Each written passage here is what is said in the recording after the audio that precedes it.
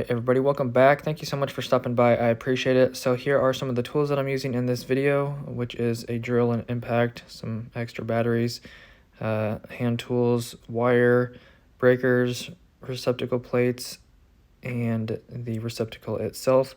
So I'm starting out with the 8-3 wire, which is good enough for 50 amps, which is what I'm going to be using it for, a 40 amp electric charger eventually.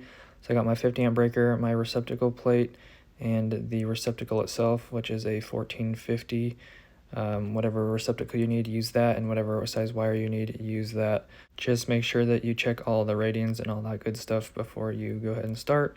So first of all, I'm taking off the screws and the panel cover to my panel, and then I'm going to check for the studs. I already know where these studs are at. There's one on the right and one on the left, but there is an extra piece of wood right below my panel specifically because they used like 4 or 5 blocks to space it out to get it to where they wanted to.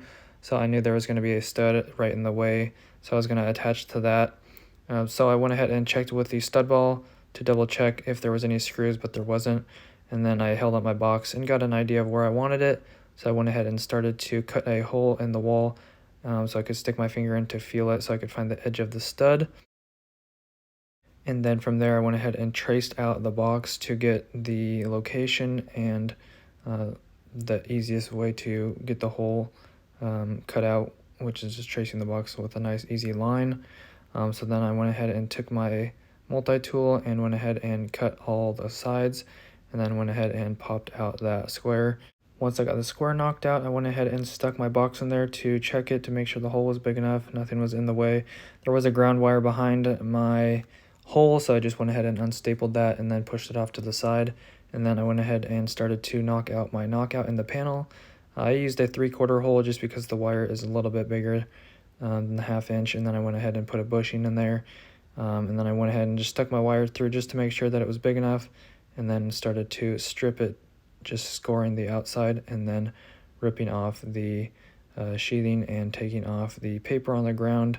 Once I removed the paper on the ground, I stuck the wire through the hole and into the box cutout, and then grabbed my box, stuck the wire inside of the box, and then slowly pushed that back into the wall. So for me, I went ahead and used a box that had 2 screws on the side because I knew where my stud was already at. If you don't know where any studs are at and you're just screwing to the sheetrock, make sure to change your box out that you have the tabs that flap out, and then suck to the sheetrock to get a firm box. I should have picked a different location because I only had 1 screw going into half of a stud, so I probably should have moved it over to a different stud so I could have a firmer box, but unfortunately it is what it is, and learn from my mistakes. Once you get your box securely mounted, go ahead and grab the receptacle of your choosing.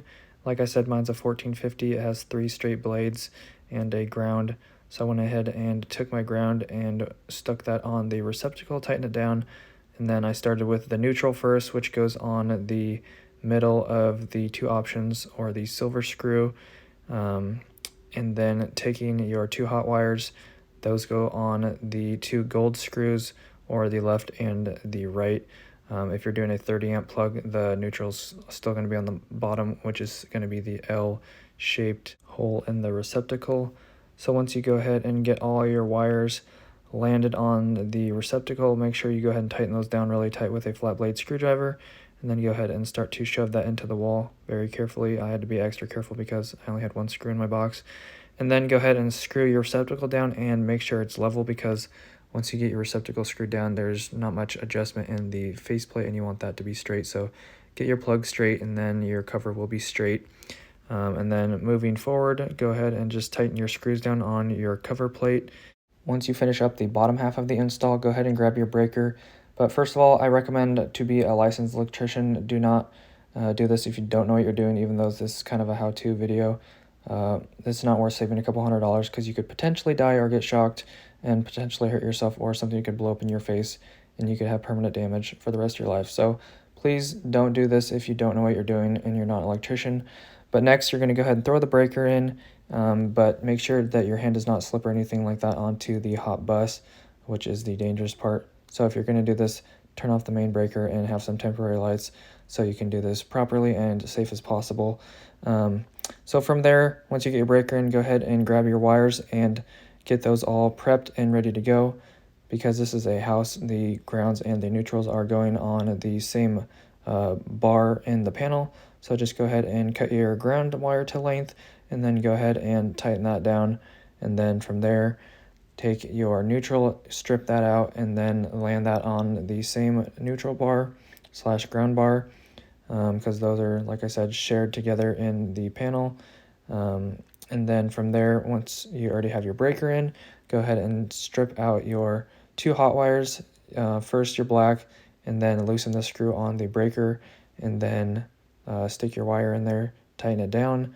I'm using a insulated screwdriver just in case, but make sure, like I said, your breaker is off, otherwise those screws will be hot when you tighten that down. So insulated screwdriver just for more protection.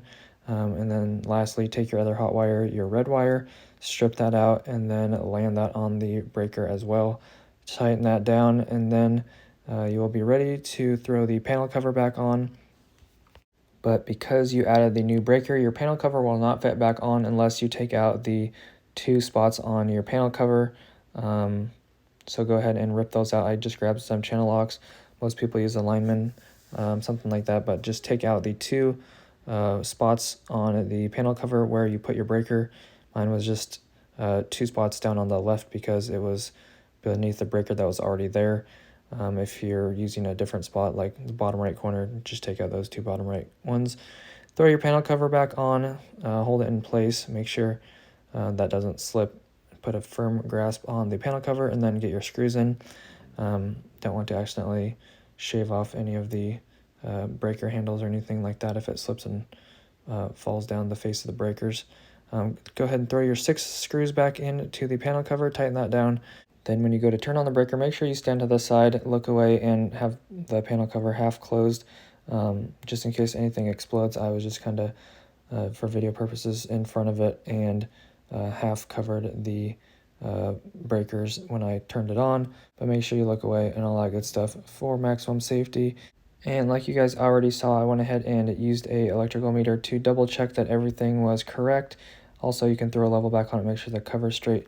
But I checked with my electrical meter to make sure that between the 2 hots I had my 220 or 240 volts, and then between the hot and the neutral I had 120, the other hot and the neutral I had 120, and then between the neutral and the ground I had 0, between the hot and ground 120, and then the other hot and ground 120. Hopefully this video helped you out. Thank you so much for watching. I appreciate it. God bless. Have an awesome rest of your day. Don't forget to like and subscribe.